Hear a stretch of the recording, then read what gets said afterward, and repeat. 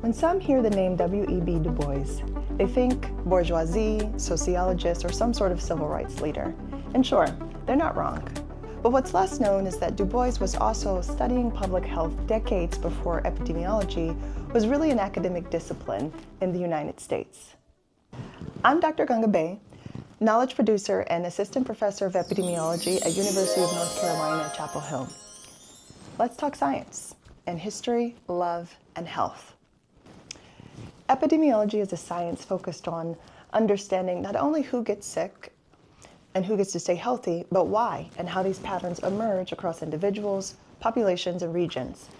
My epidemiology focuses on connecting the dots between love and health. In 1899, W.E.B. Du Bois published The Philadelphia Negro, one of the first systematic data-driven studies of a Black urban population in the United States. He collected neighborhood-level data on health outcomes, housing conditions, socioeconomic factors, and incarceration. Rather than blaming biology for racial differences in health outcomes, Du Bois asked a radical question for his time. What conditions are causing these outcomes, and are they preventable? For this reason, some have argued that he is a father of social epidemiology, the branch of epidemiology that focuses on the social causes of health.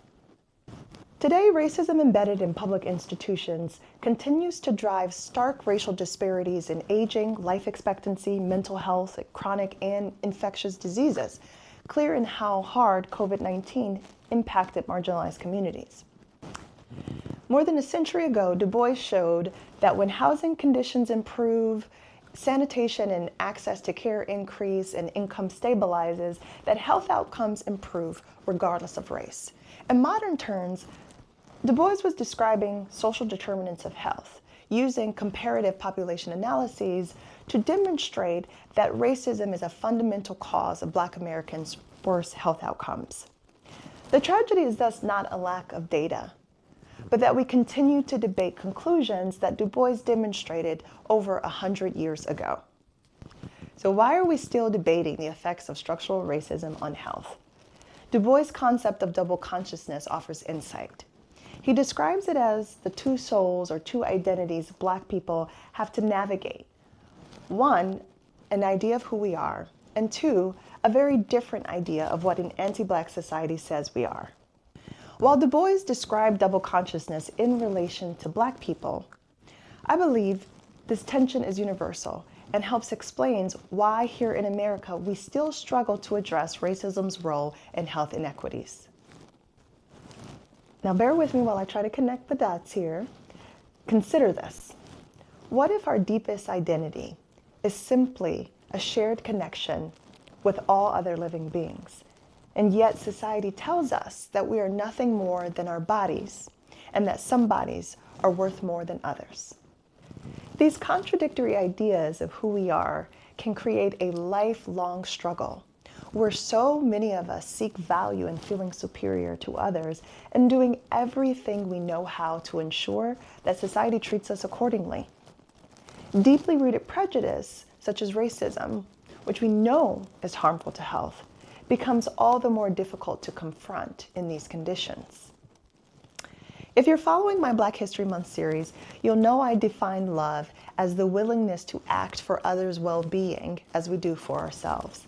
That love is what our society lacks, and what becomes achievable when we recognize that double consciousness is ubiquitous. The good news is there may be something that we can do about it. If we reject the identities society imposes, and begin to let go of a need to feel better than others in order to feel valuable, it might be easier to support the people and the policies that can actually dismantle racism. And I'm not just floating abstract theories, y'all. My work shows that not only is it possible to do this, to have what I call vitalized identities, but that it's actually good for your health.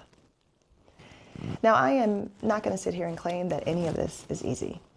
Du Bois himself struggled with the influence of a society that tells us that social status is what matters most. He has been critiqued, incorrectly, in my opinion, for his thoughts around the talented 10th. Even still, Du Bois pioneered our understanding of how the social environment influences health, and importantly, what we might be able to do about it. And in that sense, he was teaching us a little something about what love can do to improve the health of the public.